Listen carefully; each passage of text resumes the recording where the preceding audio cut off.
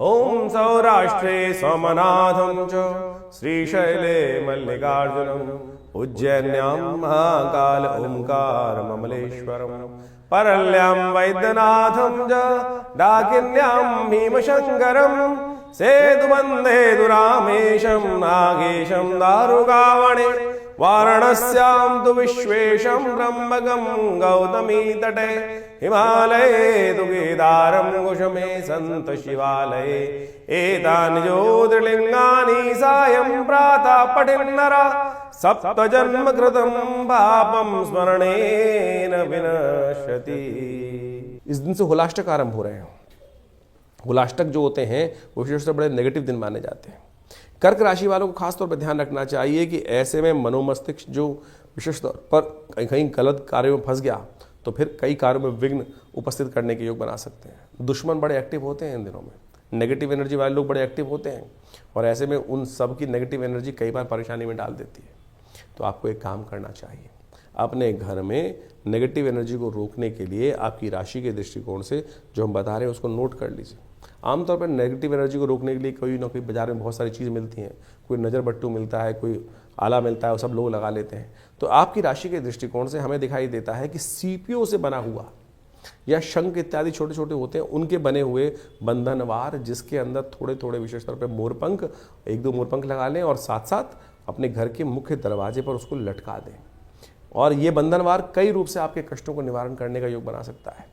नहीं तो कि जैसे होलाष्टक के दिन में कहा जाता है कि बहुत सारे नेगेटिव एनर्जी वाले लोग एक्टिव हो जाते हैं और आपके कई कार्यों में विघ्न उपस्थित करने के लिए परेशान कर सकते हैं, चाहे आपका घर है चाहे व्यवसाय है।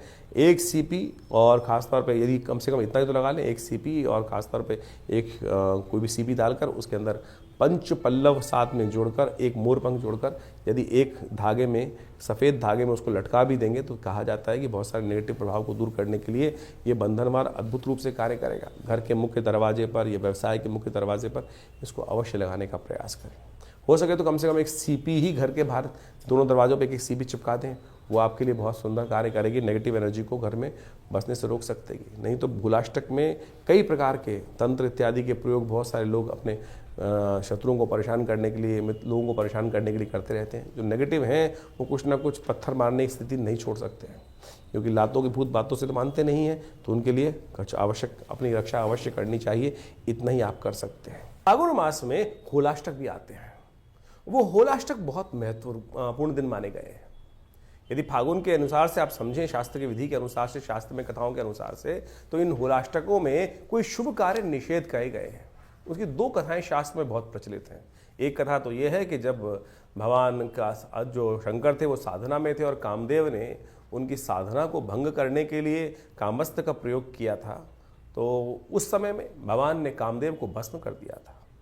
और दूसरी कथा एक और है कि जब हिरण्यकश्यप और हिरण्याक्ष इत्यादि थे और वहाँ पर भक्त प्रहलाद पर उन्होंने अनेक प्रकार के अत्याचार उपस्थित किए और उन सब अत्याचारों में इन 8 दिनों में भक्त प्रहलाद को भक्ति से विमुख करने के लिए अनेक प्रकार के त्रास दिए गए और अंत में उस भक्त प्रहलाद को अग्नि में उपस्थित कर दिया गया था, जिसको होलिका लेकर बैठ गई थी। और चमत्कार हुआ, भगवान ने वास्तविक तौर पर जो शास्त्र में कथा के अनुसार से कहा जाता है कि भक्त प्रहलाद भगवान की कृपा से बचकर आ गए और होलिका जल गई।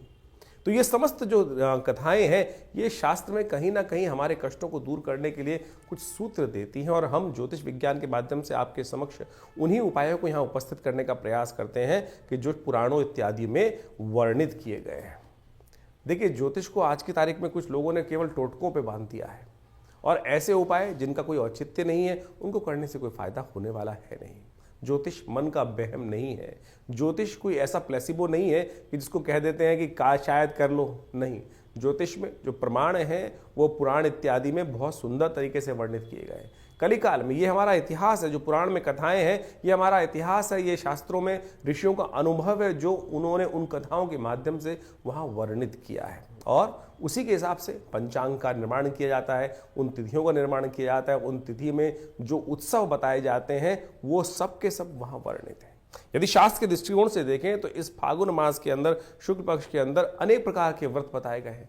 पयोव्रत जिसका वर्णन हमने आपको किया, मधुक तृतीया इत्यादि का व्रत और अविघ्नकर व्रत भी इसके अंदर आता है, जो चतुर्थी को किया जाता है। कहा जाता है कि इस दिन यदि कोई व्यक्ति अपने कष्टों को निवारण करने के लिए जीवन में हम काम करते हैं, विभिन्न प्रकार के कष्ट आते हैं, विभिन्न प्रकार के विघ्न उपस्थित हो जाते हैं, ऐसे में श्री गणेश की सुंदर उपासना करने के उपरांत यदि तिल के जो तिल से भरे हुए यदि कहा जाता है कि मटकों को 5 मटकों को लेकर 4 मटकों को लेकर गरीब ब्राह्मणों को दान कर दिया जाए, गरीब लोगों को दान कर दिया जाए, तिल के तेल का दान कर दिया जाए, तो अनेक प्रकार के कष्टों से निवारण करने का योग बन जाता है।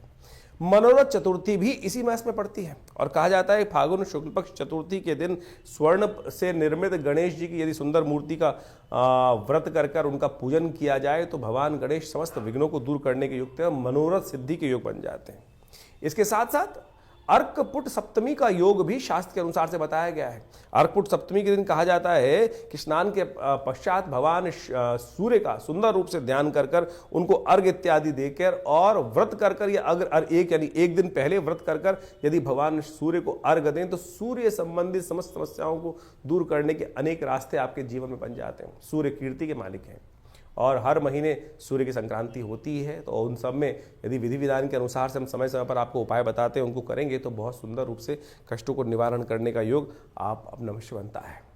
और इसी दिन को सप्तमी को कामदा सप्तमी के रूप में भी माना जाता है और भविष्य पुराण के अनुसार से कहा जाता है कि फागुन शुक्ल पक्ष सप्तमी के दिन जो स्त्री पुरुष भगवान सूर्य का नमन करते हुए उनका व्रत कर और उनको अर्घ देते हैं, अहि सूर्य सहस्त्रांशु तेजो राशि जगत पदे अनुकंपाय मां भक्ता गणगरम दिवाकरम, इस प्रकार से भगवान सूर्य को जल देने से यदि आपको क्रोध की समस्या है, यदि आपके जीवन में कोई कष्ट चल रहा है, सूर्य आपको यश नहीं देने जा रहा है या सूर्य आपके कमजोर अवस्था में बैठे हैं या सूर्य पाप ग्रहों से युक्त होकर बैठ गए हैं, तो इस व्रत को करने से सूर्य को शक्ति प्राप्त हो जाती है। तो अवश्य इन समस्त शास्त्र वर्णित उपायों को करने का प्रयास करना चाहिए। और विभिन्न पुराणों इत्यादि में जिस प्रकार का वर्णन किया गया वो हम समय बताते ही हैं। और एक सबसे बड़ा त्यौहार और भी आता है, भगवान जिसको कहा जाता है कि अभी हमने हुलाष्टक के बारे में आपको वर्णित किया ही किया। उसके बाद पूर्णिमा के दिन चंद्रदेव का जन्मदिन माना जाता है। कहा जाता है कि चंद्र दोष जिनकी कुंडली में लगा हुआ हो या किमुद्रम योग कुंडली में लगा हुआ हो, तो इस दिन भगवान चंद्रदेव की सुंदर उपासना करने से अनेक कष्टों को दूर करने का योग बन जाता है। जो चंद्रव्रत का वर्णन होगा वो अगले एपिसोड में हम आपको बताने वाले हैं, जब बीच में जो वर्णन आएगा, क्योंकि इस दौरान जो ग्रहों का योग पड़ रहा है वो हमने आपके समक्ष उपस्थित किया। तो आपको इन सब चीज़ों को सत्य रूप में समझने का प्रयास करना चाहिए। ये हमने इस कार्यक्रम के माध्यम से जो भी चीज़ें पंचांग के अनुसार से आपके समक्ष रखने का प्रयास किया है। कई लोग तथाकथित तौर पर ये बात को भ्रांति समझते हैं कि भैया ये उपाय से कुछ नहीं होने वाला। अरे शास्त्र में जो उदाहरण है उनको करके उन्होंने जो कथाएं बताई गई हैं उन सबके जीवन में कष्ट को दूर करने का मार्ग बना के नहीं बना। आपका विश्वास चाहिए, आपकी श्रद्धा चाहिए और श्रद्धा से कष्ट निवारण करने का योग अच्छा बन जाता है। एक बात और समझें, वास्तविक तौर पर ऐसा कोई भी कष्ट नहीं है जो आज आया है पहले ना आया हो। ये संसार अविरल क्रम से चलता आया है। तो जो उन सब योग अगर आप वेद पुराण इत्यादि पढ़ें, अथर्ववेद को पढ़ने का प्रयास करें, तो वहां अनेक मनोकामनाओं की सिद्धि के लिए शास्त्र में अनेक उपाय बताए गए हैं। यजुर्वेद इत्यादि संहिता में तो अनेक प्रकार से इन सब चीजों का वर्णन किया गया है।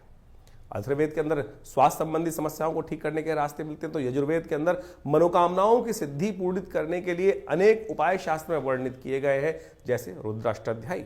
रुद्राष्टाध्यायी के अंदर विभिन्न मंत्र हैं, विभिन्न मनोकामनाओं की पूर्ति के लिए भगवान शंकर से प्रार्थना की जाती है और सत्य माने भगवान की प्रार्थना से वो समस्त कष्टों का निवारण करके योग बन भी जाते हैं। तो इसलिए अपने मन की शंकाओं को दूर करें। लोग होंगे बहुत सारे जो आपके मन में शंकाएं उत्पन्न करने का प्रयास करते हैं। बहुत सारे इस संसार में भांति भांति के लोग हैं, 5 उंगलियां बराबर नहीं होती।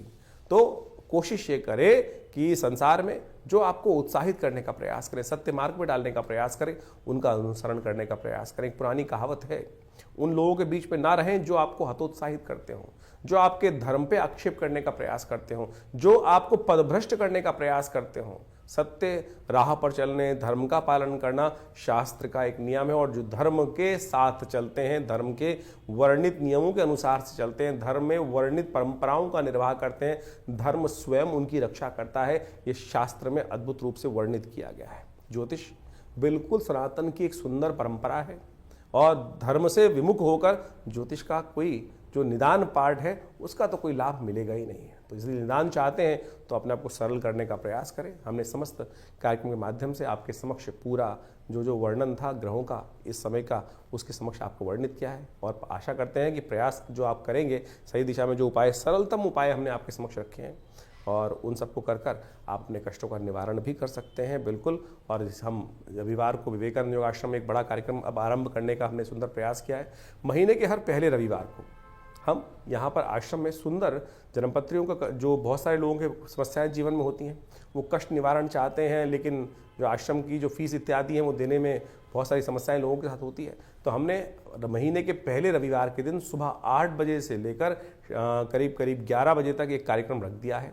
उसमें आप जो भी आना चाहें आश्रम पे आना पड़ेगा, फ़ोन पे बात नहीं हो पाएगी और वहाँ आश्रम पर आकर अपने प्रश्नों का समाधान निःशुल्क रूप में जान सकते हैं। बिल्कुल कोई फीस नहीं रखी जाएगी रविवार वाले कार्यक्रम में। सुबह 8 बजे से लेकर पहले रविवार के दिन, हर महीने के पहले रविवार के दिन करीब करीब सुबह 8 बजे से लेकर 11 बजे तक एक कार्यक्रम रहेगा। यज्ञ भी होगा उसमें अंदर और आपके प्रश्नों का समाधान देने की सुंदर व्यवस्था आश्रम की तरफ से रख दी गई है। दिल्ली में विवेकानंद योगाश्रम जमनाबाद लक्ष्मी नगर में स्थित है। फ़ोन नंबर्स आपके सामने स्क्रीन पर चल रहे हैं। आप जो भी अपनी प्रश्न हो उनको व्हाट्सएप के माध्यम से भी भेज सकते हैं और पर्सनली रविवार के दिन आकर उनका निदान भी जान सकते हैं। धन्यवाद, नमस्कार।